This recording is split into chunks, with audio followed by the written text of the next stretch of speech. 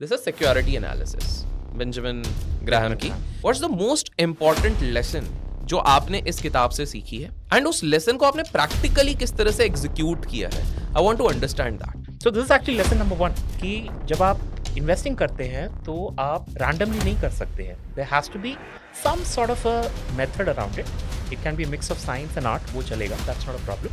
लेकिन कुछ एक मेथड. मार्जिन ऑफ सेफ्टी को अगर हिंदी में एक दो लाइन में मैं समझाना चाहूँ तो सर क्या होगा? व्हाट इज एक एग्जांपल से समझा देता हूं. एग्जांपल से समझाइए, वो बेस्ट है. तो फॉर एग्जांपल अगर आप एक ब्रिज बना रहे हैं, ठीक है, और वो ब्रिज के ऊपर यूर कंस्ट्रक्शन इंजीनियर जो ब्रिज बना दिया एंड आपको बोला गया था कि यार इसके ऊपर ना 10 टन के व्हीकल जाएंगे. तो क्या आप वो ब्रिज का जो स्ट्रेंथ है 10 टन का बनाओगे, 15 टन का बनाओगे या 20 टन का बनाओगे? अभी का जो मार्केट में जो मैक्सिमम मेजॉरिटी ऑफ स्टॉक्स हैं, तो बेंजामिन ग्राहम सर के प्रिंसिपल के हिसाब से तो उनमें मार्जिन ऑफ सेफ्टी काफी कम है. हाँ. 20 साल का कॉर्पोरेट एक्सपीरियंस, 2 साल से सेल्फ एम्प्लॉयड, और ऐसा वैसा एक्सपीरियंस नहीं है भाई साहब. 7 साल ईटी मनी को दिए हैं, इससे पहले भारतीय एक्सा को 4 साल दिए हैं, इससे पहले इंटरनेशनल कंट्रीज में फॉर एग्जांपल थाईलैंड में इन्होंने काम किया है. और आज ऐसे शख्स मेरे सामने हैं जो कि आपको इन्वेस्टिंग की प्रक्रिया, किस प्रकार से आप एक 100 बैगर ढूंढ सकते हो, किस प्रकार से इन्होंने अपनी जर्नी चालू करी. We are going to understand all that and we have none other than Shankar Nath sir. Sir कैसे हैं आप? बहुत बढ़िया, thank you so much for having me. Thank you so much. आप लोग इंटरेस्टिंग एक चीज़ देख रहे होंगे कैमरा में कि आज हमारे सामने कुछ किताबें पड़ी हुई हैं. अब यूजुअली काफ़ी सारे लोग पॉडकास्ट करते हैं, जैसे कि आप लोगों को पता है हम कोशिश करते हैं ज्ञान कास्ट करने की, ज्ञान की धाराएं बहती है and no one better than Shankar sir. Shankar sir, सीधे मुद्दे पे मैं आना चाहता हूँ. हमारे सामने कुछ बुक्स पड़ी हुई हैं, one by one I want to come around these things, because जो किताबों की बात होती है, बहुत सारे हमारे जो व्यूअर्स हैं उनके साथ एक कंप्लेन रहती है कि हम इतनी सारी बड़ी बड़ी मोटी मोटी किताबें पढ़ नहीं पाते हैं. बट उनको ये समझना ज़रूरी है कि if you really want to become a serious investor तो काफ़ी ज़्यादा ज़रूरी है. तो सबसे पहली किताब जो मैं ऑडियंस को पहले दिखाना चाहूँगा, this is security analysis, Benjamin Graham की. इनकी सर एक और किताब है ना, इंटेलिजेंट इन्वेस्टर. सर ये किताब आई थिंक 900,000 पेज की किताब है. Yes. ये बहुत ही मोटी किताब आई थिंक है. हर साल इसका एडिशन बढ़ते जा रहा है और पेजेस बढ़ते जा रहे हैं. हाँ, तो मतलब 800-900 पेजेस की अगर ये किताब है एंड इतनी मोटी किताब है सर. सबसे पहली बात है, have you read this book? Yes, आपने पढ़ा हुआ है. I want to understand one thing sir. सबसे पहली चीज है, what's the most important lesson जो आपने इस किताब से सीखी है एंड उस लेसन को आपने प्रैक्टिकली किस तरह से एग्जीक्यूट किया है? I want to understand that. तो इसके बारे में please do help us. Sure. So ये जो किताब है ना आपके पास, this was compulsory reading for us when I used to study in my B school. This was MDI Gurgaon 2001 and हमारे प्रोफेसर होते थे professor Sanjay Bakshi, who is like one of the best value investors in India, one of the better ones. And उन्होंने ये compulsory reading दिया था. तो 900 pages का time निकालना ऑब्वियसली बहुत मुश्किल था. मुझे पूरा 1 महीना लगा था पढ़ने में. In terms of, if I just give you a small background, जब बेंजामिन ग्राहम ने ये किताब लिखी थी, द फर्स्ट एडिशन, आपके पास पता नहीं कौन सा एडिशन है? This is the kind of the latest sixth addition. So the first edition came out in 1934. Okay. Oh, 1934. 1934. This is post the Great Depression. Exactly. 29 के बाद. So, till the Great Depression happened, किसी को पता नहीं था कि stocks को कैसे वैल्यू करना है. तो लोग अपने हवा में मतलब कुछ भी एक बना के ले लेते थे कि चलो let's buy this particular stock, इसका प्रॉस्पेक्ट्स अच्छे होंगे एंड स्टफ लाइक दैट. फिर जब ग्रेट डिप्रेशन आया तो a lot of people lost their money. मतलब 90% down, people lost 95%, 100% of the money also. तब प्रोफेसर बेंजामिन ग्राहम, उन्होंने पहली बार कोशिश किया इन ट्राइंग टू अंडरस्टैंड कि कंपनी को कैसे वैल्यू किया जा सकता है. सो this is actually lesson number 1 कि जब आप इन्वेस्टिंग करते हैं तो आप रैंडमली नहीं कर सकते हैं. There has to be some sort of a method around it. It can be mix of science and art, वो चलेगा, दैट्स नॉट अ प्रॉब्लम. लेकिन कुछ एक मेथडोलॉजी होना चाहिए. I'll give you one example. It's from the book itself. I used it. So मैंने जो पहला स्टॉक खरीदा था, and you know I can probably say it. It's a, I don't know if that company is still there. It's called Padmalaya telefilms करके company होता था. Okay. मैंने उस कंपनी को 50 रुपए पे खरीदा था. I'll give you the concept of how it works. इसमें कॉन्सेप्ट है, it's called net current asset value. Net current asset asset value, value. NCAV बोलते हैं उसको. Okay, what it means is very simple. Net current asset means current assets minus current liabilities. Current assets क्या होते हैं? जो आपके अगले 1 साल में जो आपके रिसीवेबल्स हैं, वो सब आपके करंट एसेट्स हो गए. Even cash is a part of your current assets. And आपके करंट लायबिलिटीज़ हैं कि आपको अगले 1 साल में क्या-क्या ऑब्लिगेशंस हैं आपके. मतलब कोई लोन लिया है आपने या किसी सप्लायर को देना है पैसा, all that is a part of current liability. Just for a lemons perspective, एक चाय के बिजनेस में हम करेक्ट. करंट एसेट क्या बोलेंगे और करंट लायबिलिटी क्या बोलेंगे? लेट्स से अगर कोई चाय का बिजनेस कर रहा है अभी। अगर आपने चाय लिया है ठीक और है, अभी तक आपने पैसे नहीं दिए हैं, ठीक है। तो आप एक करंट एसेट हो वो चाय वाले के लिए. Okay, okay. और अगर उसने मुझसे चाय की पत्ती ली है और उसने मुझे अभी तक पैसे नहीं दिए वो हैं, लायबिलिटी देन हो गई। लायबिलिटी हो गया गॉट उसके इट। लिए. ठीक है? सो ठीक करंट है। एसेट माइनस करंट जी। Liability. Now what Benjamin Graham said is that if the current asset minus the current liability is more, the net current asset therefore is more than the market cap of the company, then आप आंखें बंद करके इस company को ले सकते हो. इसका प्रिंसिपल ये है कि अगर कल को ये कंपनी बंद भी हो गई, तो लिक्विडेट हो गई, बंद हो गई, फिर भी उस कंपनी के अंदर इतने करंट एसेट्स हैं जो आपको as an equity share holder कुछ रिटर्न्स तो प्रोवाइड कर ही सकते हैं, even if it is liquidated. This is the safest form of investing, आप बोल सकते हो. अब वो टाइम पे ऐसे कई कंपनीज थे, हंड्रेड्स ऑफ कंपनीज थे जो ये एनसीएवी कॉन्सेप्ट को एस्क्राइब करते थे. आज आप अगर इंडियन एनवायरनमेंट में ढूंढने जाओगे, आपको शायद एक भी ना मिले. ठीक है? आप आते हैं मेरे स्टॉक इस पे. 2003 या 2004 में मैंने पहला स्टॉक लिया था, and this was Padmalaya telefilms, and there the concept of NCAV was at work. जहाँ पे लेट्स से, अब मुझे नंबर्स याद नहीं है but I will give you the example. Let's say the current assets were 100, let's say the current liabilities were 20. Let's say so 100 minus 20, 80। 80 rupees, and let's say the market price of that share was 50 rupees. Okay. तो मैंने वही Benjamin Graham वाला तो मतलब 30 का appreciation का chances है, वैसा ही हुआ सेम? एप्रिसिएशन नहीं बोल सकते, मेरे को सेफ्टी है. सेफ्टी है। ठीक है? Okay. This is how I connect with जो आपका सेकंड लेसन है, which is margin of safety. Margin of safety. तो यहाँ से वो सेफ्टी का कॉन्सेप्ट निकलता है okay, when Benjamin Graham spoke of it. Okay. तो सो ये पद्मालया टेलीफिल्म्स लिया मैंने यूजिंग दिस पर्टिकुलर कॉन्सेप्ट. काफ़ी टाइम तक चला, लेकिन उसके बाद नहीं चला. मेरा भी एक एवोल्यूशन होता है एज अ इन्वेस्टर. मैंने भी इन्वेस्टर। बहुत कुछ सीखा जी। कि क्या देखना चाहिए, क्या नहीं देखना चाहिए. But I will give you one more example. ये कंपनी आपने सुना ही होगा, मझगांव डॉक शिप बिल्डर्स. अभी शायद 80,000 करोड़ का मार्केट कैप है. This company was available in March April of 2021. सो ज़्यादा टाइम नहीं हुआ है, 3 साल पहले की बात है. This company was available eight 6,000 crore of market cap. Okay. Okay, 6000 crore के मार्केट 6,000 कैप के है। आसपास, 5,000 ठीक है, 6,000. ठीक है। The cash inside that company, cash being a current asset, correct? Cash is a current asset. तो चाय वाला अगर एग्जांपल लिया, आपके गले में कितना पैसा पड़ा हुआ है, that is also an asset for you. Correct. It's a current asset 1000 for you. रुपए रखे हैं तो दैट इज वो आपका एसेट हो ठीक गया, है। करेक्ट. तो उस टाइम पे the cash inside that company, Mazagaon dock ship builders, was 11,000 crore. They did not have any debt in the company, यानी कि current Wow. Liability is zero. So again let's do the calculation. 11,000 crore minus zero is equal to 11,000 crores of NCAV. Correct. What is the market cap? 6,000. 6000। So imagine the margin of safety for this particular company. Wow. It is giving और you, ये सिर्फ 3 साल की बात है। ये 3 साल की बात है. और गाइस आप सबको पता है उसके बाद वो कैसे तो भगा आज भी का भी गया। कैलकुलेट करते हैं. So जी। अभी market cap is some 80,000. Correct. The cash inside that company is still about 14,000. Okay. Okay. Okay. So now you know, and let's assume कि debt अभी भी zero है.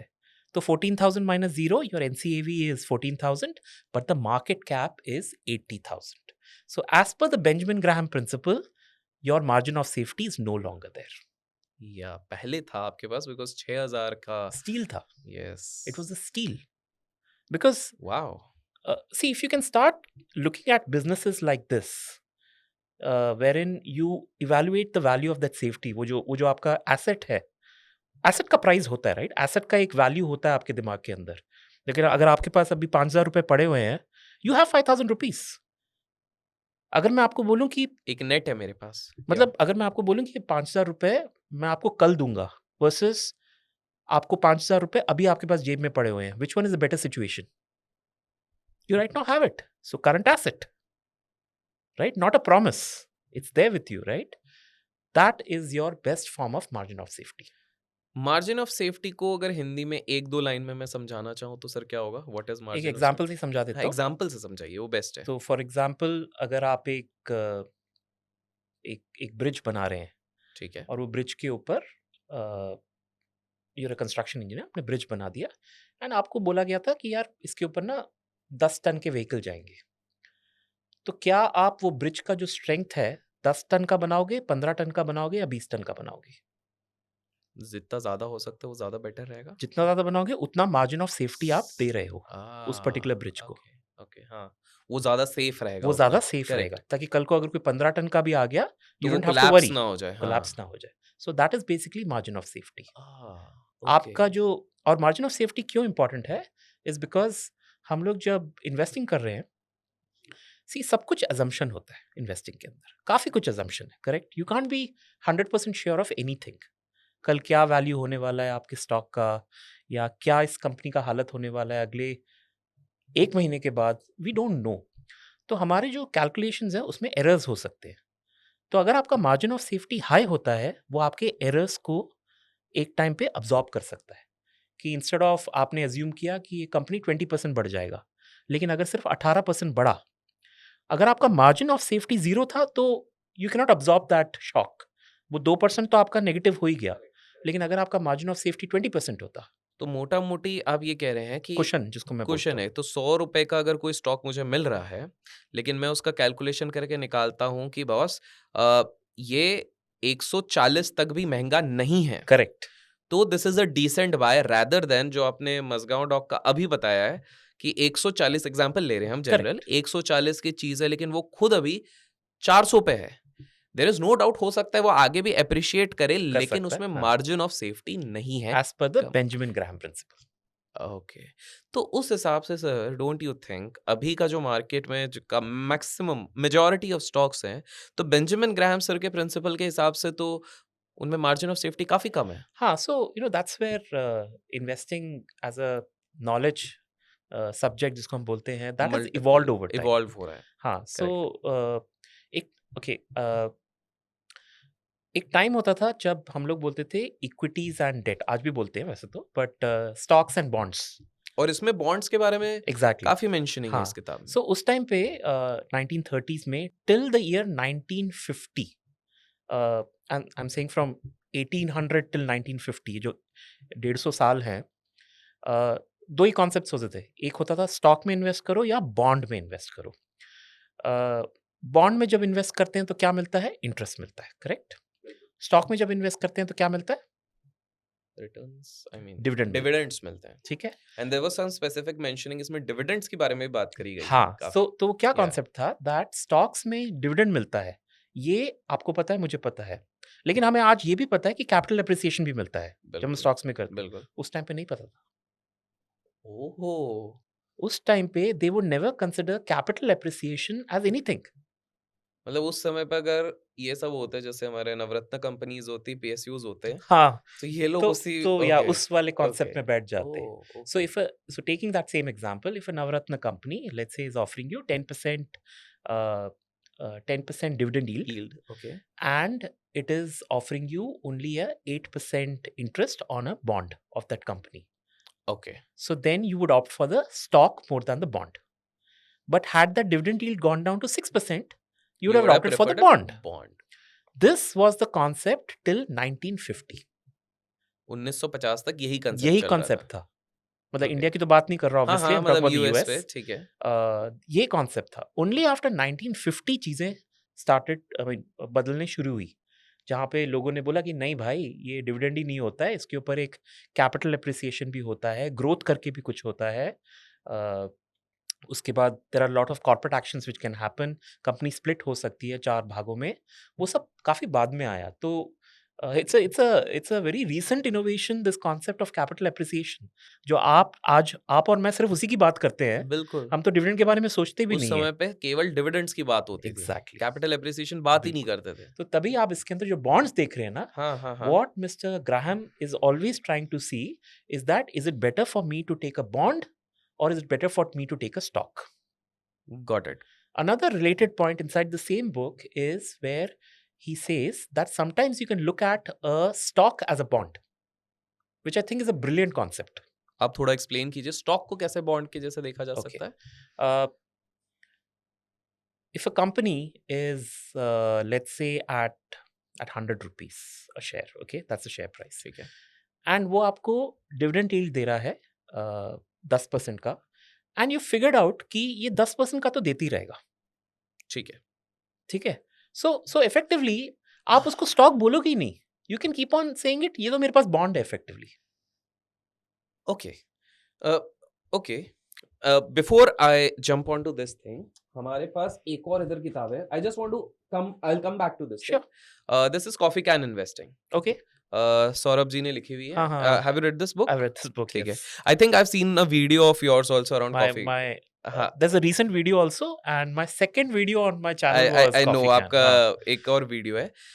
तो अभी आपने जो बॉन्ड वाली बात बोली है, हाँ जी। तो कॉफी कैन इन्वेस्टिंग, ऑल्दो मैं वापस आऊंगा इस पे, इसमें आपने कुछ देखे होंगे कि there are certain parameters Correct. और कुछ स्टॉक्स को सौरभ जी बताते हैं कि ये एक 15% के CAGR से ग्रो कर रहे हैं। क्या मैं इनको इसी कैटेगरी में पुट कर सकता हूँ, ये जो बॉन्ड वाली कैटेगरी आप बोल रहे हैं? जैसे कि इसी में आई थिंक सो एशियन पेंट्स और इस तरह Half की of it, company. half of it. I'll explain how. बिल्कुल। Coffee can investing में there are two primary principles here. Two primary criteria आप बोल सकते हो, variables बोल सकते हो। पहला है the sales growth. Sales growth has nothing to do with the bond concept that we are talking right now, because sales growth is appreciation in the revenues and therefore the profits and the EBITDA and etc. तो इसमें minimum criteria जो होता है, जो defined है, वो है कि 10% sales growth should be there in a company every year for the last 10 years.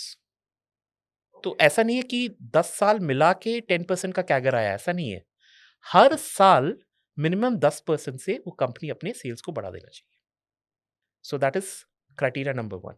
Second criteria is the return on capital employed should be more than 15%. Return on capital employed कितने से ज्यादा होना चाहिए? 15% 15% से ज्यादा। ठीक है। ठीक है। अभी रिटर्न ऑन कैपिटल एम्प्लॉयड आप थोड़ा सा वो बॉन्ड के साथ मिक्स कर सकते हो, अच्छा। हाँ। बिकॉज रिटर्न आपका वही जो हमने ROC बात को किया, मैच कर डिविडेंड रहा हो है। गया या हाँ, इंटरेस्ट हो हाँ, गया, हाँ, हाँ। divided by the denominator, which is a combination of debt plus equity, which is what capital employed का आप बोल सकते हो. ओके। So तो that उसको थोड़ा बहुत हम रेफर कर सकते थोड़ा हैं। सा आप रेफर कर सकते हो कि it's a bit like what we are referring to, not Not very very similar. Okay. Interesting interesting. अब सर ये जो किताब है बेंजामिन ग्राहम जी ने जो लिखी हुई है, सिक्योरिटी एनालिसिस है। इसी की इनकी सिस्टर, एक्चुअली तो पहले दूसरी वाली किताब आई थी, नहीं इंटेलिजेंट इन्वेस्टर बाद में आई है। 1953-54 अच्छा, ऐसी कोई वो 20 आई है, साल बाद आई इंटेलिजेंट है. इन्वेस्टर आई है और सिक्योरिटी एनालिसिस आई है। What is the basic core difference in the ideologies जो बेंजामिन जी यहाँ पर बताने की क्या डिफरेंस है इन दोनों के So कंटेक्स्ट में? intelligent investor I think लिखा गया है नॉर्मल ऑडियंसेस के लिए, not for from an academic perspective. ठीक है। सिक्योरिटी एनालिसिस में काफ़ी कैलकुलेशंस हैं, बहुत इंटेलिजेंट सारे, इन्वेस्टर में बिल्कुल। उतना नहीं है. ठीक है। और intelligent investor has been written more की बेसिक प्रिंसिपल्स ऑफ इन्वेस्टिंग क्या है वो लोगों को बताने के लिए. ओके। ओके। वो भी थोड़ी बड़ी ही किताब है, मतलब बहुत छोटी तो हाँ, नहीं वो है. छोटी हाँ, नहीं है, बिल्कुल। बट अगर आपको उसमें सिर्फ 2 चैप्टर पढ़ने हैं, please read chapter number 13 and chapter number 20. अच्छा, आपको चैप्टर नंबर भी याद है? हाँ, वो यही 2 चैप्टर है वैसे पढ़ने वाले. चैप्टर 13 और चैप्टर 14।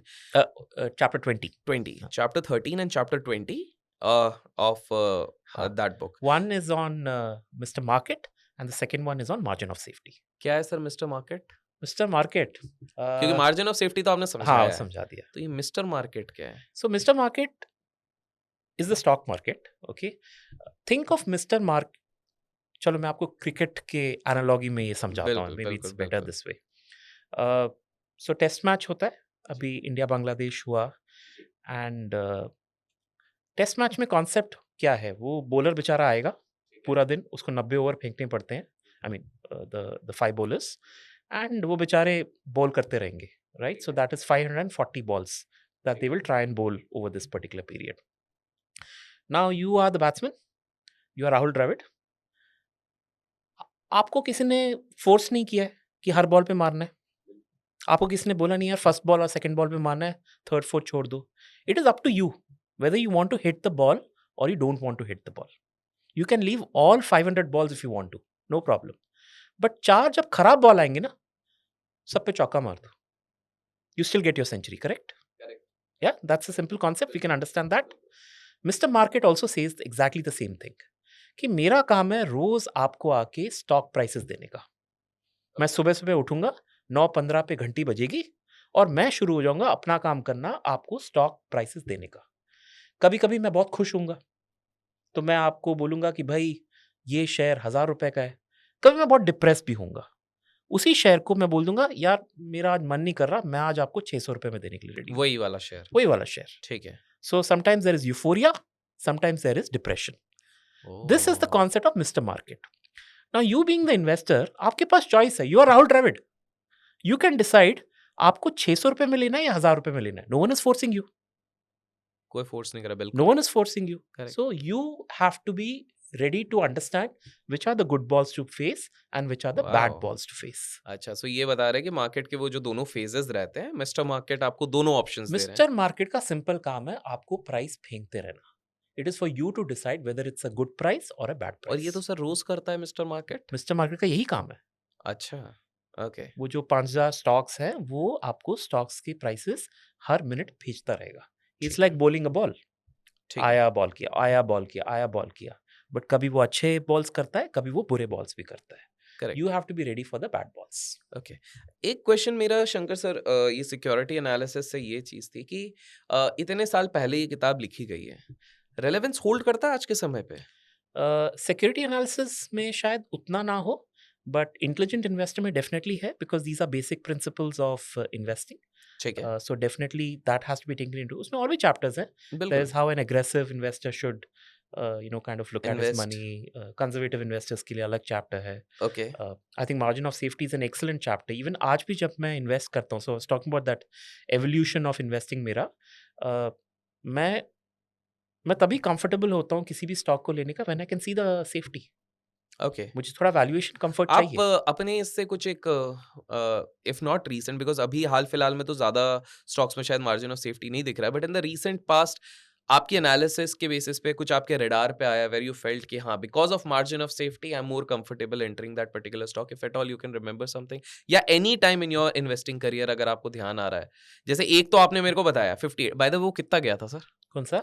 जो आपने एक स्टॉक स्टार्टिंग में बताया, your first stock? The Padmalaya हाँ टेलीफोन. हाँ हाँ. वो तो 2 रुपए तक नीचे चला गया था. I sold it at 25 at a 50% loss.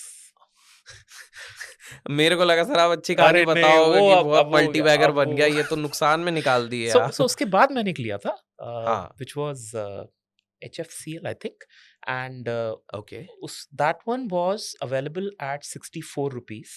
ठीक है. The cash inside that company was 67 rupees. Okay. So go with that same principle या कि अगर मेरे पास इतने पैसे होते हम्म. तो मैं पूरा कंपनी खरीद लेता. I could have gone down to the bank, I would have written a check in my name, and I would have made a profit of 3 rupees. Wow.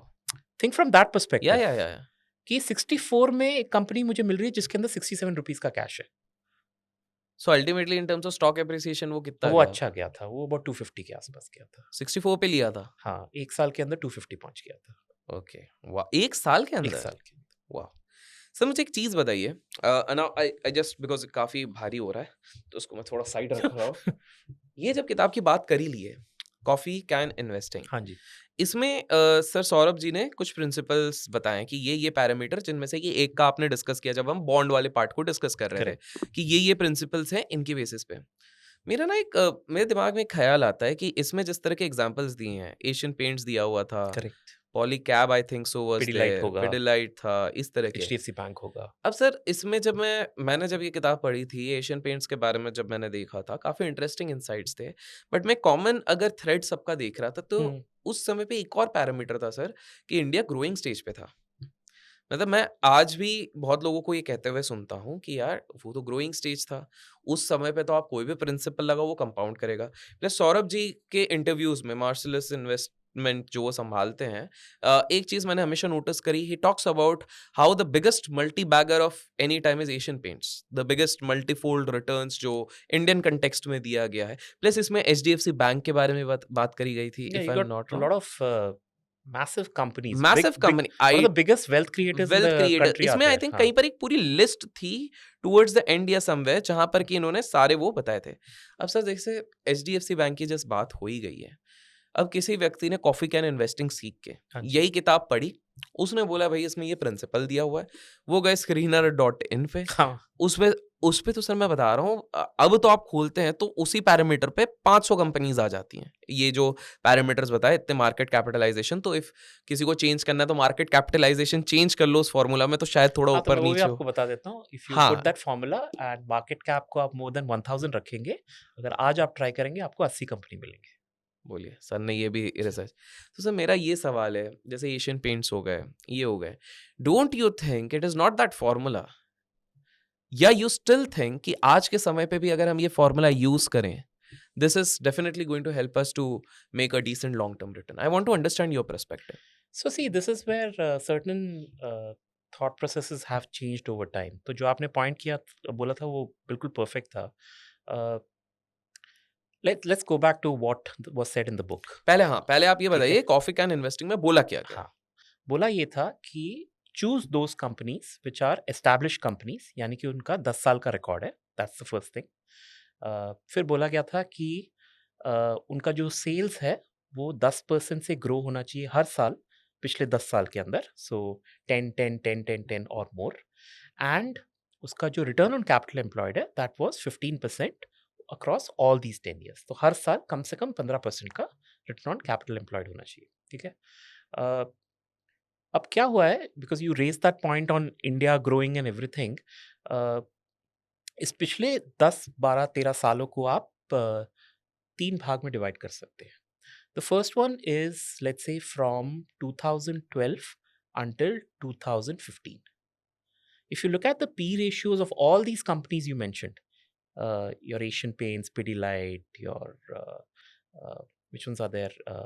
A lot I'll tell you Don't even remember. I think इसमें Titan and stuff हाँ, like हाँ, मतलब that. काफ़ी हाँ, ये सौरभ जी ने तो काफ़ी सारे इसमें बताए थे। या go ahead I will tell the हाँ. Names in a while. So if you look at the P ratio, the valuation of these companies, they were very less at that time, probably around 30 on an average. Okay. Then came the next phase, which was from 2016 से लेके 2019 तक, and ये जो सारे P ratios थे, they had gone up to let's say 45 for the same companies as an average. Then from 2021 till now, they are right now at probably around 60. So what was 30 became 45 became 60. So I'm trying to answer your question from a point of entry. 30 में जब आपने enter किया, absolutely happy. Everyone is happy because you would have made good amount of money. Correct. But if you try and enter those same stocks at 60, you're in for a root shock. तो क्या मैं इसको इस तरह से भी देखूं कि इस किताब में जब मैंने पढ़ी थी, मतलब सर टाइम हो गया है तो थोड़ा आपको भी हाँ जी, टाइम हो गया होगा, तो उसमें इन्होंने अलग-अलग ईयर के मॉडल पोर्टफोलियोज बनाए थे। correct. 2010 जो भी है हाँ, 2011, पूरे 12। 17 साल के बनाए थे इन्होंने मेरे तो ख्याल से। अगर मैं इसको अब रीसेंट टाइम्स में लूँ तो क्या ये सही तरीका होगा कि जिसने कॉफी कैन इन्वेस्टिंग को 2020, 21, 22 में लगाया, ही और she is into a much much better position rather तो 2024 में लगाएगा? क्या मैं इस एंगल से देख सकता हूँ इस चीज को? आप देख सकते हैं इस एंगल से, जिसने 2012 में लगाया वर्सेस 2024 में जो लगा रहा है। बिल्कुल, बिल्कुल। But what it also means is that इसका मतलब ये नहीं कि the principle is bad. Okay, I am not challenging the concept of coffee can आप बोल इन्वेस्टिंग रहे हो एट ऑल। कंसेप्ट सही है, हाँ, it's only the time of entry तो आप कह रहे हो टाइमिंग बहुत ज्यादा इंपॉर्टेंट है। इस पर्टिकुलर चीज में। But if you think from a positive angle, आप ये बोल सकते हो कि इतने एक्सपेंसिव स्टॉक्स नहीं मेरे को यूज करने अभी, but are there a set of let's say mid cap stocks जो अभी वो 30 वाले स्टेज पे हैं, जो कल को वो भी 60 बन सकते हैं 10 साल के बाद? प्रॉब्ली देयर तो आर। इस पैरामीटर को हम कैसे डिराइव करें? Should we change the market cap? Change the market cap. तो हम जब स्क्रीनर पे जा रहे हैं तो हम मार्केट कैप चेंज करके थोड़ा उसमें परम्यूटेशन कॉम्बिनेशन लगा के फिर लिस्ट निकालें, वो ज्यादा बेटर है। That's one way of तो going क्या मैं about it. ऐसा समझ सकता हूँ कि सौरभ सर ने Or you can put an additional filter there, saying like that uh, uh, the P ratio is not more than, it's not an obscene number, for example. कुछ insane number नहीं हाँ होना हाँ, चाहिए, जैसे ठीक है। डिक्सन टेक्नोलॉजीज आ गया सडनली, हाँ, वो बिल्कुल। 180 के पी रेशियो पे हाँ, पड़ा हाँ, हुआ हाँ, है. हाँ, हाँ, Seems weird, right? Why would I have Dixon Technologies in my absolutely, this thing at जी, this moment? बिल्कुल। 3-4 साल पहले it was a different story, but now it's a different story. So you can't always, मतलब आप सिर्फ एक सी एक filter क्या है? एक filter is just a, it's a filter. उसका काम डिसीजन लेना नहीं है. It's not stock picker. Screener का मतलब स्क्रीनर है. It's not picker dot com. It is screener dot com, right? और screener dot in, whatever हाँ, is the screener website. Dot in, हाँ, या it's not picker dot in. So जी, आपको एक स्क्रीनर को एक स्क्रीनर जैसा ही रखना है कि वो आपको कुछ आइडेंटिफाई करके दे रहा है. उसके बाद आपको अंदर घुसना पड़ेगा उसके. जैसे give you one more example here. बिल्कुल, Asian Paints is there in this book. बिल्कुल है। Asian Paints is de facto the paints industry in India, right? Some 60 odd percent as the market share. So effectively, that's the paint industry. How much is the paint industry going to grow by? 9%, 10%? That's the projected number.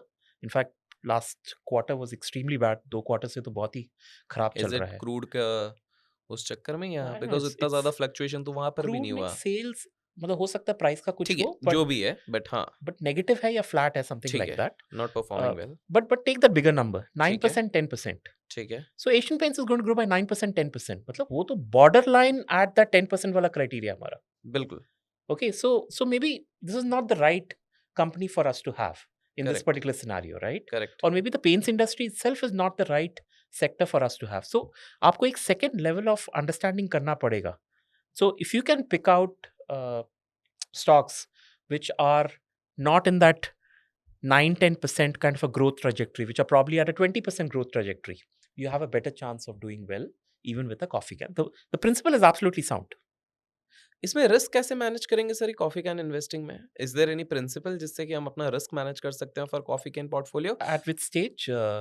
Let's say मैंने आज एक अपना coffee can investing portfolio हाँ बनाया। जी. मैं इसमें से अपने स्टॉक्स कब निकाल रहा हूँ as per his So principle? so so the coffee can principle says that it's a coffee can. मतलब आपने एक बार स्टॉक्स को अपने कॉफी कैन में डाल दिया, फिर आप भूल जाओ. उसी में भूल जाओ। हाँ. क्या आप इससे एग्री करते हैं? No, I don't agree. Because you have evolved as an investor हाँ, ओवर टाइम, हाँ. तो क्या हम इस चीज़ से, इस पर्टिकुलर सेगमेंट से ये कंक्लूड कर सकते हैं कि केवल एक बुक की थ्योरी हम Exactly. लेके अगर अप्लाई करें that is not right, over the period of time आप उसको एक्सपेरिमेंट करें और इवॉल्व हो एज़ एन हाँ, और इसमें investor? just to to close loop this, why I don't agree with this is because now we know that companies go through different stages. बिल्कुल, कोई ग्रोथ स्टेज पे होता है, कोई मैच्योरिटी स्टेज पे आता है, कोई डिक्लाइन स्टेज पे भी चला जाता है. करेक्ट, सेक्टर्स के साथ भी यही होता है. सो आप ये नहीं बोल के रख सकते ना कि यार ये स्टॉक बढ़ता रहेगा. पेंट्स का डिमांड 20% होता था per annum. Now it's only 10% per annum. There might be reasons for that. Similarly, you have other companies which at one time were growing at 40%, 30%. Now they're growing at only 15%. So सबका वो एक level आता है जिसमें they become very mature industries and they don't grow at those same that's same rate. numbers. हाँ. इससे मैं ये भी कंक्लूड कर सकता हूँ कि कॉफ़ी कैन इन्वेस्टिंग के बेसिस पे जो आपने बीच में बोला मिड कैप्स के हिसाब से हम देख लें, थोड़ा सा चेंज कर लें, and once they reach that stage of maturity then Then probably you can relook at it. हाँ, हाँ. फिर हम उसको उसके हिसाब से देख के कर Exactly. सकते हैं। With that being said sir, एक और किताब है क्रिस्टोफर जी ने लिखी है। एकदम स्वार्थ वाले किताबें आ रही हैं आपकी, एकदम ये कॉफी एक-एक कैन करके और आ रही है सर, 100 देखिए बैगर. मतलब खास इस चीज़ के लिए कि शंकर सर नहीं, आ रहे आप हैं रेट तो बढ़ा रहे हैं. पहले आपने मार्जिन ऑफ सेफ्टी से बहुत ही हाँ, कंफर्टेबल, उसके बाद आपने सर कॉफी गुड थिंग्स थोड़ा 100 बैगर टाइम तक पहुंच लगाते गए हैं, आप. अब सीधे 100 बैगर पे आ रहे हैं। सर ये जब किताब पढ़ी है, पहले तो बात तो इसका टाइटल ही एक है कि 100 बैगर्स। हाँ. मैं पहला क्वेश्चन, कहानियाँ चलती है बहुत सारे। विप्रो को अगर आपने अगर इतने साल पहले 30 साल पहले इतने डाला होता तो आज 700 करोड़ रुपए होते। अगर आपने आज से 15 साल पहले अंडरगारमेंट्स ना पहन के पेज इंडस्ट्री में पैसे डाले होते तो आज आप इतने इंडस्ट्री के मालिक होते। फर्स्ट, इस किताब में बेसिक प्रिंसिपल क्या दिया गया है which you could understand from this particular book? पहले मैं वो समझना चाहूँगा। सो 100 बैगर्स, इसमें एक ट्विन इंजन्स करके एक, I think it's Christopher Meyer, right? Yeah, that's yeah, the yeah, yeah, author. Okay. Christopher, yeah, so he talks about something called twin engines. Twin engines means वो क्या दो चीजें हैं, ठीक है, अगर अप्लाई करें तो आपका स्टॉक 1 रुपए से 100 रुपए बन सकता है. That's what are these two things? Number one is the growth in EPS, earnings per share. Earnings per share is simple: net profits divided by the number of shares in the company. Okay, that's the thing. EPS is the most important number. अगर आप पूरा P&L उठा के देखेंगे, लोग बोलते हैं कि सेल्स मतलब रेवेन्यू मेरा इतना बढ़ गया, फिर कोई बोलता है मेरा EBITDA इतना बढ़ गया, कोई डिक्लेयर करता है कि मेरा पैट इतना बढ़ गया. Honestly बोलूं, these things are not that important. The most important number is the one at the bottom, which is EPS आपका कितना बढ़ा. I'll explain this probably with a simple example. समझ लीजिए आपने प्रॉफिट कमाया 10 करोड़ का इस साल, अगले साल आपने प्रॉफिट कमाया 20 रुपए का. ठीक है, ठीक है, 20 करोड़ रुपए का. ठीक है, ठीक 10 है, करोड़ रुपए का और 20 करोड़ रुपए ठीक का. है, आपके पास कितने शेयर होल्डर्स हैं इस साल? आपके पास समझ लीजिए 10 करोड़ शेयर होल्डर्स, ठीक 10 है, करोड़ शेयर्स हैं आपके पास. ठीक है, so 10 crore divide by 10 crore comes to 1. तो ईपीएस आपका इस साल का हो गया 1 1, रुपी. ठीक है. नेक्स्ट ईयर क्या हुआ? आपने ये 10 करोड़ बाय 10 करोड़ ईपीएस हो गया हाँ, आपका ईपीएस हो 1. गया आपका 1, राइट? ठीक है, let's say next year you earn 20 crore. So mentally आप बोल रहे हो कि मैंने अपना प्रॉफिट्स को डबल कर दिया. But let's say the number of shares that you had was not 10 crores. It had increased to 25 crores. हम्म, हम्म, आपने Okay. कोई कैपिटल रेस किया, आपने इक्विटी रेस किया, ठीक है, आपने राइट्स इशू निकाला, आपने कुछ किया. ठीक है. The number of shares have increased to 25 crores. Now what is your EPS? 2.5, No, it's 20 divided by 25, 25. हाँ ठीक है. So that's Yeah. 0.8. पॉइंट हाँ कम हो गया. तो आपका 1 रुपी से आपका So it is EPS a diminishing. it's a diminution thing. So Yeah. as a shareholder, you've actually got less amount of earnings at your disposal now. So that is a bad thing. So what the first engine says कि first of all आपका EPS grow होना चाहिए. Okay, there's no number defined for it, but obviously he means a respectable number. कम से कम 15-20% से grow करेगा तो अच्छा है. So that is EPS growth, number 1. Number 2 is the second engine is PE expansion. Okay. PE being the price earning ratio. ठीक तो है. आपका price earning ratio expand होना चाहिए. थोड़ा सा elaborate कीजिए सर इसको. चलिए एग्जाम्पल ही देते हैं. Example, ठीक हाँ. है. हिंदुस्तान यूनिलीवर लिमिटेड, ठीक है. we all know this company. Yeah. Okay. Between 2012 and 2015, Okay. वही जो मैंने आपको 3 years का मैंने बोला था आपको. So 2012 to 2015, the P ratio of Hindustan Unilever Limited was a very consistent 35-40 के बीच में. 35 से 40 के बीच में पीई चल रहा था. ठीक है, चल रहा HUL का. ठीक है. फिर 2016 से 2019 का आप उठा के देखेंगे, HUL का पी चल रहा था बिटवीन 55 and 60, 55 से 60. और may be it was 50 to 55. हाँ, 50 से 55 के बीच में ठीक. Was the P ratio there.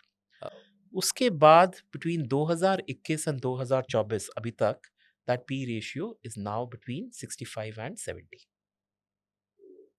So what has happened is the PE expansion has happened.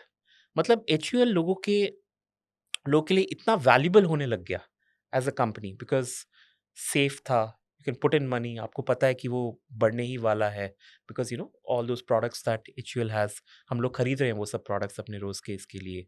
उसका इट्स वेरी मेच्योर कंपनी, उसका return on capital employed high है, सो एवरीथिंग वाज सेट. तो लोग उसको प्रीमियम देने लग गए मार्केट के अंदर. तो वो जो so what is P ratio, everyone understands, right? It's की 1 रुपए के प्रॉफिट के लिए आप कितना पैसा देने के लिए रेडी है, कितना रुपया देने के लिए रेडी है. तो पहले आप 35 रुपए देने के लिए रेडी थे 1 रुपए के HUL के प्रॉफिट के लिए. उसके बाद एक फेज आया जब आप 50 रुपए देने के लिए रेडी हो गए 1 रुपए ऑफ प्रॉफिट के लिए. अब आप 70 रुपए दे रहे हैं फॉर 1 रुपी ऑफ प्रॉफिट. तो इसको बोलते हैं पी एक्सपेंशन.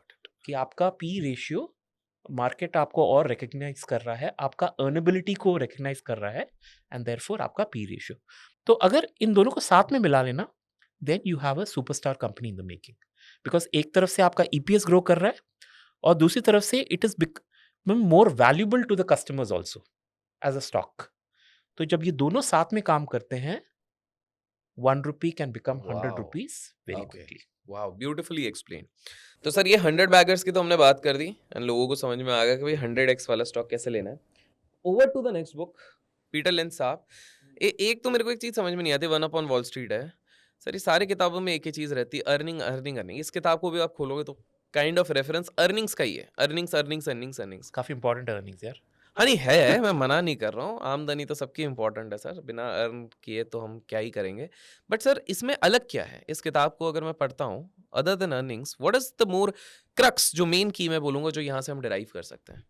इसमें एक अच्छा वेरिएबल है, एक अच्छा क्राइटेरिया है, it's called the peg ratio, PEG ratio. Peg अच्छा पीईजी, पीईजी तो मैं पीईजी हाँ, समझ गया नहीं, था। नहीं समझ हाँ, गया सर, पेग तो वही होता है। तो हाँ, peg ratio is a simple formula. What it says is, numerator में आप अपना पी रेशियो डालिए ठीक और है, डिनोमिनेटर में you should put in the expected earnings growth.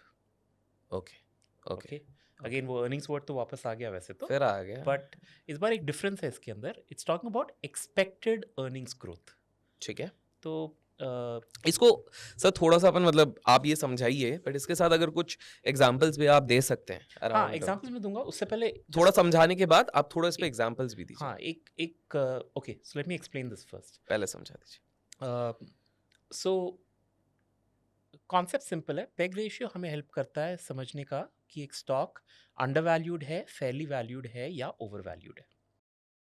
Okay, numerator में आपका है पी रेशियो, आप कुछ भी पी रेशियो रख लीजिए, let's say there is a P ratio of 40 for example किसी स्टॉक का। Okay, denominator is expected earnings growth, यानी कि उसका ईपीएस, नॉट प्रॉफिट्स, ईपीएस कितने रेट पे ग्रो करने वाला है, क्या एक्सपेक्टेशन है। अब समझ लीजिए EPS is going to grow by only 20%, तो 40 divide by 20, numerator divide by denominator, 40 divide by 20 gives us a PEG ratio of 2। 2 now according to Peter Lynch, उन्होंने जब ये बनाया था which was probably in the 1970s और 80s, a PEG ratio of 1 is fairly valued, hmm, a hmm. peg ratio of more than 1 is overvalued, okay, and a peg ratio of less than 1 is undervalued. ठीक है। ठीक है, अगर आप fast forward today देखेंगे, I would say PEG ratio of 2 is actually fairly valued nowadays. तो अगर वो 1.5 भी होता है ना PEG ratio, I kind of consider it as undervalued sort of this thing in today's environment. ठीक है, just my personal opinion, but this is how I generally do it. एक एग्जाम्पल से ही समझा देता हूँ इसको। सो रिसेंटली मैंने एक स्टॉक के ऊपर काम किया था, done analysis, it's called Imagica world, ये थीम पार्क? थीम पार्क, हाँ। ओके, बढ़िया है सर, हाँ। सो तो Imagica world was available at some P ratio. Okay, let's keep it as 50 for now. Okay, just giving an example right now. The EPS growth was only 10%. But क्या 10% था?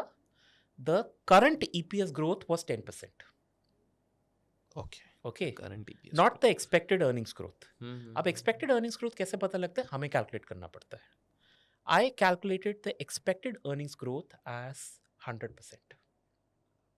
सो I am expecting that ये company अपने profits को double करेगी इस साल as compare to the last year. अब आप पूछेंगे कैसे होगा भाई, डबल कैसे हो जाएगा? इट्स वेरी सिंपल, ये कंपनी थीम पार्क्स में है, Imagica world. They have bought last year, sorry early this year, they bought 5 additional theme parks. 5 additional theme theme parks, parks. ये पांचों चालू थीम पार्क्स थे, मतलब दे वर ऑपरेशनल। तो क्या हुआ, इसके पास पहले जो समझ लो 100 करोड़ कमाता था, वो इस साल 200 करोड़ कमा लेगा, बिकॉज ओह! उसने जो खरीदा है वो भी तो चालू है ना, वो भी तो कमा यस, रहे हैं। यस, यस, यस, तो yes. 100 becomes 200. So if it okay. was a profit of let's say 30 crores, that is going to become 60 crores. Hmm, So your EPS is growing here by 100% kind of a number. Okay, Okay, okay. so now when you do a P ratio of let's say 50 हाँ, divided हाँ। by 100%, you are going to get a 0.5 का PEG ratio. Okay, लेकिन अगर आपने expected नहीं देखा होता, अगर आपने ट्रेलिंग EPS ग्रोथ देखा होता कि पिछले 12 साल में कितना होता है, you would have got a PEG ratio of 5, क्योंकि हमने गॉट इट, 10% कैलकुलेट किया गॉट था इट। उस टाइम पे। सो अच्छा, this is the okay, big difference okay, between. Okay. और मैं क्यों स्ट्रेस कर रहा हूँ, अगर आप आज स्क्रीनर खोलेंगे या कोई भी स्क्रीनिंग सॉफ्टवेयर खोलेंगे, वो लोग जो पेग रेशियो कैलकुलेट करते हैं ना, they don't do it on expected, they do it on trailing earnings growth, which is a problem.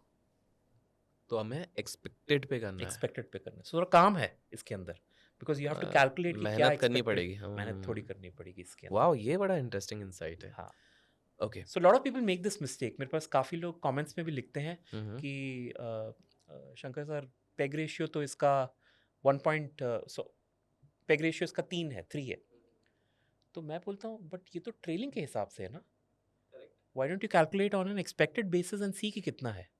Then they again come back to me, some of the smarter ones, they come back to me and they say, हाँ, I now realize that actually अगर expected पे देखेंगे, the PEG ratio is only 0.8.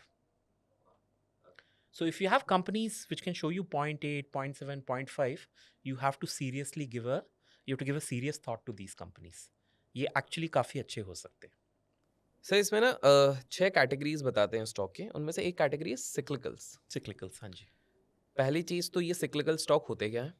And if you could also elaborate with some examples in the Indian stock market Sure. कि आपका क्या experience रहा है या whatever you have studied. Sure. So cyclical is business cycles, basically. Every stock doesn't go through a cycle, a business goes through a cycle. Okay. So for example, the real estate cycle. ठीक है. Okay. 2004 से लेके 2012 was ठीक a है. boom period for real estate. ठीक है. Okay, all the stocks, if you check out, Yeah. all your Unitech, your DLF, and all those people did very well. Then from 2012 to 2020 was a down cycle for real estate. All your stocks were down. Kitna down? They were down by like some 40-50%. Then again from 2021 onwards till now, you will see all the real estate cycle stocks are again up. तो क्या हो रहा था in this entire period, there was an imbalance of demand and supply which was happening. कभी demand बहुत ज़्यादा हो जाता था और सप्लाई कम रहता था तो आपके स्टॉक्स बढ़ने लग जाते थे. लेकिन ऐसा भी उल्टा वक्त भी आता था जब सप्लाई बहुत ज़्यादा होता था और डिमांड बहुत कम रहता था. तो उस टाइम पे obviously the stocks will start going down because there is only, क्या बोलते हैं, इन्वेंट्री ज़्यादा बढ़ गया आपके पास एंड आपके पास कोई कंजम्पशन नहीं. अब ये सिक्लिकलिटी जो है ये हर इंडस्ट्री में मिलता है. There's no industry which can escape cyclicality. Like the sugar industry. Sugar industry works on this only. वो जो शुगर केन क्रॉप प्रोड्यूस होता है ना, कभी कम क्रॉप प्रोड्यूस होता है, कभी बहुत ज़्यादा क्रॉप प्रोड्यूस होता है. और इंडिया में कुछ ऐसा रूल है कि जो भी शुगर केन क्रॉप प्रोड्यूस होगा ना, वो जो उस एरिया का जो मिल है उसको 100% खरीदना ही पड़ेगा. ओह. वो ऐसा नहीं बोल सकते कि भाई मेरे को सिर्फ इतना ही शुगर करना है. खरीदना तो पड़ेगा. अगर 1000 टन निकला है तो उसको 1000 टन खरीदना है. ही कांट से कि भाई मुझे सिर्फ 800 टन चाहिए. There is some rule like this, a government rule like this. So that's where the cyclicality actually starts. You can see it in the cement industry. कभी supply, देखो लोग तो अपना प्लांट लगाते ही जा रहे हैं ना, वो तो डिमांड ऊपर नीचे कुछ भी हो सकता है. You can control your supply, you can't control the demand, right? तो that's how cement goes through cyclicality, sugar goes through cyclicality. Your steel industry, जो इससे पहले गेस्ट आए हुए थे, steel industry, steel prices are now down, but was very up also at one time, right? So it also keeps on going up and down. Cycle चल रहा है इनका. साइकिल चल रहा है. आपका जो ऑयल प्राइसेस है ऊपर नीचे होते रहते हैं. ऑयल प्राइसेस आपके ऊपर नीचे होते हैं तो there are industries which use a lot of oil etcetera. There are rubber. हमें इन्वेस्ट करना चाहिए इस तरह के स्टॉक्स पे. हाँ, now this is a very good question because क्या होता है, सिक्लिकलिटी जब हाई पे होता है और आप तब खरीदते हैं ना, you going to lose money like head over heels. Correct. 50% आपका चला जाएगा. बिल्कुल. लेकिन जब आप नीचे खरीदते हैं ना, you can actually make 3 times the money, 2 times the money, 4 times the money. Oh, I think ये जो आप बता रहे थे मेटल साइकिल में भी ऐसा हुआ है. Almost everything goes through some cycle. Every industry, Most of the automobile industries, industry, everything. Metal industry. Most of the industries will Okay. go through a cycle. तो इसमें मतलब try and study the sugar industry, for example. ठीक है. It's always seen some kind of a cycle. Cement industry has definitely seen some kind of a cement cycle. या correct. तो हर industry में कुछ ना कुछ आपको साइकिल मिले. तो अगर आपने उस साइकिल को बॉटम में पकड़ लिया तो you going to make insane money, I mean good amount of money. Correct.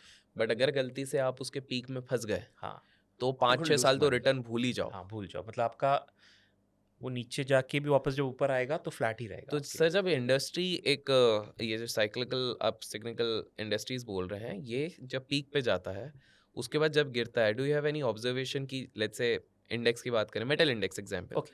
तो उस समय पे 10 में से 9 स्टॉक्स तो ऊपर ही जा रहे थे. करेक्ट. अब गिरे. क्या अगले साइकिल में वापस ये 9 के 9 स्टॉक उठेंगे? Is there a set rule या यूजुअली यू हैव सीन कि सारे नहीं, सम कैन तो go into that stagnation form for pretty long period of time. See business fundamentals are important at the end of the day, right? तो कुछ लोग क्या करते हैं, जब वो नीचे जाता है ना, वो झेल नहीं पाते हैं. तो झेल नहीं पाते हैं because they would have already taken so much of debt etcetera in their books, they end up in bankruptcy also.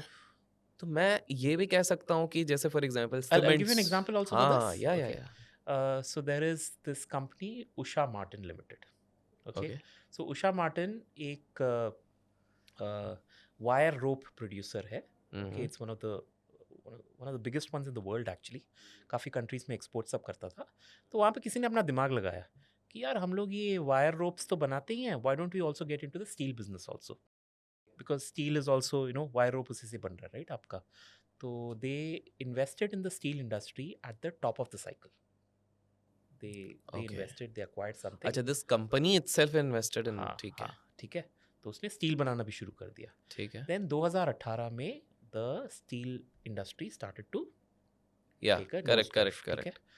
What happened because of that is this company went into तभी losses. शायद ये US और China का भी बहुत चलता रहता था. ट्रम्प साहब कुछ ना कुछ कमेंट्री भी कुछ करते तो थे. कर काफी रहा सारी था. चीजें चल रही हाँ, थी. या so वही वो साइकिल होता है. साइकिल था. स्टील अब प्राइसेस वो डिप हो गए. इन्होंने महंगे में खरीदा हुआ. महंगे में खरीदा था. ठीक है. Now जब वो डिप हुआ, the company which was always profitable suddenly went into losses. And they had collected a lot of debt inside that business. Oh. Okay. Okay okay. फिर 2 साल बाद किसी ने फिर दिमाग लगाया कि यार ये हम कहाँ घुस गए हैं, मतलब why did we get into the steel thing? तो then they sold off their steel divisions which includes their manufacturing units, और उनके जो आयरन ओर एंड कोल के माइंस थे उनने फाइनली बेच डाले टाटा स्टील को. आई थिंक 4,300 करोड़ में कुछ बेचा. वो जो पैसा आया उससे उन्होंने सबसे पहले अपना डेट वेट सब निकाला and they started to focus on their core business which is that wire rope वाला बिजनेस. एंड नाउ अगर आप उषा मार्टिन के उठा के देखेंगे, it is a hugely profitable company. Okay. तो it's not just you and me as investors जो कभी फंस जाते हैं, बिजनेस कंपनी भी फंस जाता है. तो सर गोइंग बिकॉज आपने मार्केट इतने सालों से देखा है, ये जो सत्यम का केस हुआ था, हाँ जी. I know there were third party transfer का इशू था, कॉर्पोरेट गवर्नेंस का इशूज था, मल्टीपल इश्यूज थे. कैन आई से कि इनके जो रामलिंगम राजू जी थे, उनका एक जो थॉट प्रोसेस था, because he had invested heavily into real estate, वो जो मेटियस हाँ, जो भी बना के हाँ. उल्टा कर दो तो Correct, वो हाँ, हो जाता है, हाँ. उससे करके उन्होंने काफी रियल एस्टेट लिए थे एंड टुवर्ड्स आई थिंक सो नोएडा गुड़गांव के आसपास या कहीं मेट्रो के पास, हैदराबाद में, सॉरी हैदराबाद लिए थे, सो सॉरी हैदराबाद के इधर लिए थे, ये एक्सपेक्टेशन में कि भाई मेट्रो आएगा तो और दाम बढ़ जाएंगे, रेलवे कॉन्ट्रैक्ट्स आएंगे. रियल एस्टेट तब बबल बन रहा था एंड आई गेस 2008 का क्राइसिस हुआ. करेक्ट. एंड इन सब का डेंट गया. क्या मैं ये कह सकता हूँ कि ये भी साइक्लिसिटी के चक्कर में फंस गए उस चीज पे, बिकॉज उन्होंने काफी पीक पे बाय किया था. I know there were corporate governance issues, third party transfer था, काफी सारी चीजें थी. हाँ वो मुझे स्पेसिफिकली नहीं पता कि क्यों उन्होंने अपना वो झूठ रिवील भी किया एक्चुअली. हाँ, तो little did do I understand कि उनका यही हो गया था कि इनिशियली वाज थिंकिंग कि मैं पैसा इसी तरह से घुमाता रहूंगा. हाँ करेक्ट. एंड घुमाते घुमाते ये रियल एस्टेट का दाम बढ़ेगा. हाँ. मैं इसको अच्छे प्रॉफिट पे बेचूंगा, I will get in the cash and मैं वापस इसको पीछे से फ्लो इन करवा दूंगा. हाँ, so ट्रिगर पॉइंट क्या था of all this problems and why he had to send in that letter saying कि भाई मैंने भी लोचा किया है. हाँ वो छुपाना चाहते थे कि उन्होंने जो फोर्स्ड एंट्रीज हुए फोर्स्ड थे एंट्रीज, क्योंकि उसको वो उन्होंने छुपाना चाहते थे. अपने ड्राइवर को भी बना दिया था सीईओ, हाँ, सब हाँ, मतलब हाँ. उनके इसमें ये सारी चीजें थी. So बट now कहीं you- ना कहीं ये सब लोग साइक्लिसिटी का शिकार नहीं हुए. पता नहीं, मुझे ऐसा नहीं लगा. मुझे ऐसा एयरलाइंस लगा- को हम साइक्लिकल बोलेंगे. हाँ बिल्कुल बोलेंगे. ओके, एयरलाइंस को. Do you think other than the bad financial decisions, cyclicity ने भी विजय माल्या को हिट किया हिज बिजनेस, या जितने भी एग्जिस्टिंग एविएशन बिजनेसेस थे, जेट एयरवेज हो गए या जो भी हो गए, सारे See, again, the problems. cyclicity of a airline business कैसे होता है? Again, it's a demand and supply situation. ठीक है. आपके अगर ज़्यादा एयरलाइंस घुस गए, मतलब everyone starts building in airlines, बहुत सारे प्लेन्स खरीद लिए, इस जोश में कि भाई हो जाएगा, what is happening? Your supply is increasing but your demand is still the same at the same level. What happens if demand is the same and supply is higher? Your ticket prices start going down. Tickets prices start going down means आपका जो realization है वो goes down. Realization goes down means आपके जो unit economics है, the profit per seat that you make, that starts going So down. in that case I can take what I could understand with cyclicity. ये जैसे हमारे festives में जो idols बनाते जो मूर्ति बनाते हाँ जी. हैं, इसको तो मैं साइक्लिसिटी कह सकता हूँ, बिकॉज़ जब दुर्गा पूजा आती है, गणपति पूजा आती है, महँगे हो जाते हैं तब प्राइसेस। महँगे हो हाँ, जाते हैं, बट इन जनरल करेक्ट, फिर ओवर द ईयर करेक्ट। मतलब ये इनका टाइम चलता है मोस्टली हाँ, जुलाई इसको टू हम साइक्लिसिटी नहीं, इसको हम सीज़नैलिटी बोलते हैं बेसिकली। हाँ, सीज़नैलिटी बोलते हैं, हाँ, बट हाँ, सीज़नल हाँ, but it's the same thing. हाँ, kind of kind of same उसमें थिंग, मैं या। ईज़ियर एक्सप्लेनेशन के हिसाब हाँ, से ये चीज़ सोच रहा था। तो सर ये मेटल्स हो गए, ये भी इसमें आ गए, सीमेंट्स हो गए, वो भी इसमें आ गए। Almost you are saying almost all the most industry, commodities will definitely most fit into this. Commodities will fall into this thing. Interesting. Sir इसमें एक और कंसेप्ट था before I move to the last book. एक होता है turn around करके इसमें लिखा रहता है, Correct. जो बोलते हैं कि हालत टाइट है इन इंडस्ट्रीज की, हाँ, हाँ, हाँ। बहुत खस्ता हो गई हैं, बहुत अब सस्ते में आ गए हैं, अब ये टर्न अराउंड होगा। अब इसमें ना कहीं पे एक कंसेप्ट लिखा था कि यूजुअली टर्न अराउंड्स के चांसेस बहुत कम रहते हैं, समथिंग लाइक दैट। सर हमारे देश में सबसे ज़्यादा लोग जितना मैंने ऑब्जर्व किया है वो तो टर्न अराउंड पे ही बेट करने की कोशिश करते हैं उसमें काफ़ी कि पैसा मिलने का चांस होता है, करेक्ट। बनेगा, बनता है, बनता आप तो है, बनता है। बनता तो है। टर्न अराउंड लेते वक्त कौन सी 1-2 चीज़ों का ध्यान रखना चाहिए? सो टर्न अराउंड का एक डेफिनेशन होता है, okay. Generally as a very basic principle, turn around उसको बोलते हैं जिस कंपनी ने आफ्टर क्वार्टर्स ऑफ लॉसेस कम से कम 2 या 3 क्वार्टर उसने प्रॉफिट दिखाया। प्रॉफिट दिखा दिया। अब कुछ एग्जांपल है हमारे पास अभी? Zomato fits the bill. Now I haven't red कि वो जोमेटो में वो ऑपरेशन की वजह से वो प्रॉफिट हुआ ठीक है, है लेट्स नॉट गेट या इनटू हाँ, बट टेक्निकल्स, अगर मैं बट सिंपल स्क्रीनर पे एक मार के देखूंगा, Zomato will come in because उसने 2 क्वार्टर से उसने पैट पॉजिटिव पैट दिया है। ठीक है, So that gets into a consideration of a probable turnaround that is happening there. ठीक है। ठीक है? I don't have a fresh list for you right No, now. it's okay. But हाँ, मतलब this is one simple query that you can put on screener which will help you identify turnarounds. Beautiful कि मतलब multiple quarters के बाद 2 quarter आप बोल रहे 2 quarter लगातार प्रॉफिट दिया है, प्रॉफिट पैट तो हुआ, ये कहीं ना कहीं मेरे टर्न अराउंड के कैटेगरी में हम बोल कंसिडर सकते कर हो। सकते हाँ, हैं। पढ़ना पड़ेगा लेकिन उसके बाद। नो वरीज, हाँ। No worries. अब सर आते हैं आखिरी किताब पे। जो खतरनाक किताब है। बहुत ही खतरनाक किताब है, पुअर चार्लीज एल्मनैक। आधे लोगों को इसका अर्थ ही समझ में नहीं आएगा, बट हम उसमें नहीं जाएंगे क्योंकि स्पोकन इंग्लिश कक्षा नहीं है। And by the way guys, अगर आप चाहते हैं कि हम कुछ और किताबों को कवर करें, and if you really want, because sir काफ़ी in depth statistical data driven करते हैं, ये सर टाइम पास भी नहीं करते हैं, सर बिल्कुल टू द पॉइंट बोलते हैं। इफ़ यू वांट कि हम इस तरह का एक 2 आवर का 2 से 3 घंटे का प्रॉपर सेशन रखें, तो प्लीज़ कमेंट्स में पार्ट 2 लिखिएगा and mention the book name, because sir has red almost most of the prominent finance books, तो आप वो मेंशन करो ताकि सर आपके साथ अपन एक पूरा डिटेल्ड उस पे हम 2-3 किताबें लेके ही एनालिसिस करें। So that would be the नहीं, point. I'll enjoy that because Yeah, because probably we can do it with some calculations or something also. या एंड उसमें हम will probably try to use a screen देख के आपको समझा के थोड़ा कैलकुलेशन करके Right. उसमें अलग ही मजा आ जाएगा। तो गाइज लाइक करते करते आप पार्ट 2 भी लिखिए। बट सर ये किताब पे आते हैं, क्या है इस किताब में सबसे मेन चीज क्या है? So in 2 words, इसके अंदर mental models है। Mental models. Mental models. How you should think Okay. when you are investing. Okay, दोस्त तो मेरे काफी मेंटल है, बट सर ये मेंटल और उनको मॉडल्स भी पसंद है, तो चलो मेंटल मैं आपको एक मॉडल्स के बारे एग्जांपल में के साथ बताइए। बताता हूँ। जी। You have to complete the sentence. मतलब एक blank है बीच में, आपको complete करना है। Higher the risk, blank the returns. Higher क्या? The returns. Why do you say so? सना मतलब ऐसा बिजनेस स्टडीज में सिखाया हाँ, था। तो उसके अलावा और कोई रीजन है? नहीं, उसके अलावा टेक्निकली देखा जाए तो ज़रूरी नहीं है वैसे, बट उसके अलावा सर देखा है, अभी आप एसेट क्लासेस को देख लीजिए ना, क्रिप्टो देख लीजिए, लोग रिस्क ज़्यादा लेते हैं, वोलेटिलिटी ज़्यादा रहती है और पैसा ज़्यादा बनाते हैं। So again, this is a mental model. So let me explain this with a simple example. हाँ हाँ, आपसे ही सवाल पूछूंगा। अरे यार ये तो उल्टा हो गया। ठीक है,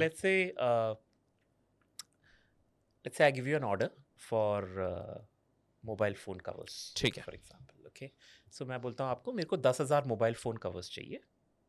You are the middleman, you are the broker. आप क्या करते हो? आप बाजार जाते हो, आपको 2 शॉप्स दिखती हैं, shop A and shop B। ठीक है। ठीक है, अपने इसमें लिख लेना, ठीक है, A अरे एंड B यार, करके। सर हाँ, मेरे मैथ्स की क्लास लगा हाँ, दी सर बिल्कुल। ने। ठीक है, तो 10,000 अपने पास हैं। हाँ, ठीक है, ठीक है, A एंड B लिखो। ए एंड बी सर लिख दिया है। ठीक है, सर वो अब- अगले इस पार्ट में करना अरे था, नहीं, बट अभी ठीक ठहरो है। ना। हाँ, A is offering you a mobile cover at let's say 40 rupees 40 रुपए में दे रहा है। and B आपको दे रहा है उसी चीज को 70 रुपए। आप लोग भी लिखते रहो, आप क्या हैं कर रहे हो कैमरा देख के, लिखो। हाँ 40 रुपए, बी कितने? 70 में दे रहा है। 70 में दे रहा है, मोबाइल कवर दे रहा है। हाँ, ठीक है। मैं खरीदने जा रहा हूँ। हाँ, अब क्वेश्चन आपको ये है, सिंपल क्वेश्चन है दैट आपका रिस्क किस में ज़्यादा है? अगर आप ए से लेते हो 40 रुपए में या बी से लेते हो 70 रुपए में, कहाँ पे रिस्क ज़्यादा है?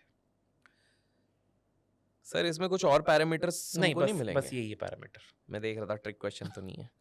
सर मेरा रिस्क ऑब्वियस सी बात है 70 रुपए वाले में थोड़ा ज़्यादा ज़्यादा है, पड़ रहा है। करेक्ट। तो वहाँ लिखो हाई रिस्क, हाई रिस्क है। ठीक है। बिल्कुल। दूसरा वाला हो गया लो रिस्क आपका, है ना? लो रिस्क हो गया सर। ठीक है।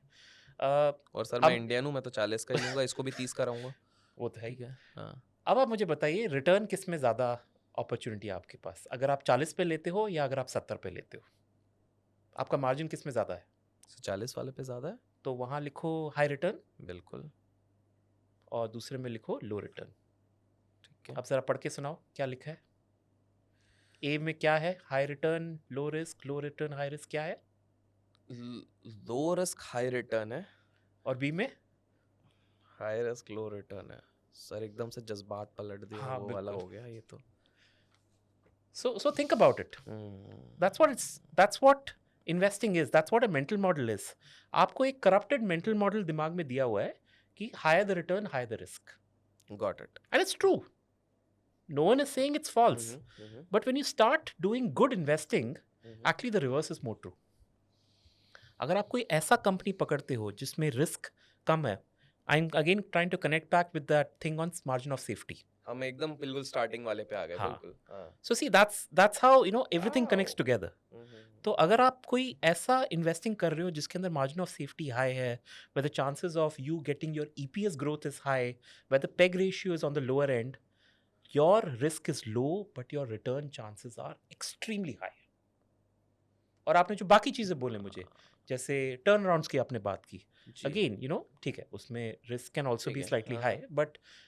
But if you have calculated it beautifully ना, आप देखोगे कि एक्चुअली आप पैसा उसी में बनाओगे जहाँ पे आपका रिस्क लो था और आपको रिटर्न उसमें हाई मिला है, not the other way around. Wow. Wow. Wow. So this was the core. He's talking about mental models. हाँ, मतलब इस तरह काफ़ी मॉडल्स हैं। काफी सारे हाँ, मॉडल्स काफ़ी मॉडल्स हैं, लाइक काफी मॉडल्स हैं। For example he is talking about the anchoring effect. Like क्या होता है सर एंकरिंग? अगर आपने कोई स्टॉक लिया, so it happened to me, Titan Industries, I first bought the stock when the market cap of Titan Industries was around 300 crores. 300 crore का था। आपने तो Market राकेश cap जी से पहले ले लिया उसी ये के तो। आसपास था। राकेश जी ने शायद 2001 में लिया था, मैंने 2003 या 2004 में लिया था। Oh. I think it was about 80 rupees a share that time. Stock मतलब स्प्लिट विट सब के पहले बात बोल रहा हूँ, उस टाइम पे क्या था। एंड मैंने तो बहुत अक्लमंदी दिखाई, मैंने जैसे डबल हुआ मैंने बेच दिया।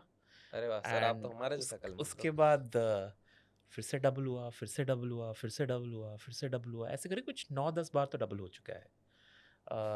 सो so but why didn't I buy again? That's the big question. Correct कि Correct. और महंगा हो गया यही सोच के। It's because of the first time I कि भाई बॉट। जब मैंने इतने कम में 300 हाँ, करोड़ के मार्केट कैप में लिया तो मैं अभी 3000 मैं में क्यों 3000 लूं? में कैसे लूं? 4000 5000 तो 30,000 भूल ही में जाओ, कैसे लूं? 30,000 तो भूल ही जाओ। हाँ, तो दिस इज एंकरिंग इफेक्ट। मैं यू उसी आर चीज। Anchored by the old price, the first price. And ये बहुत बहुत बहुत लोग प्रोमिनेंट के है, साथ होता है बहुत ये। प्रोमिनेंट है। आई think it happened with me in Tata Motors post Covid के बाद भी। वही सेम चीज था, 2.5 times correct, I am out. या एंड फिर मैं इस पे क्यों लूं, मैं इस पे क्यों लूं, फिर इस पे क्यों लूं, एंड आज सोचता क्यों नहीं लिया। Exactly. Oh that is So, the so I've obviously learned from this. जैसे अभी recently 2021 I bought Himadri chemicals, specialty speciality chemicals, हाँ, chemicals. and uh, I think I bought it at some 42 rupees. Okay.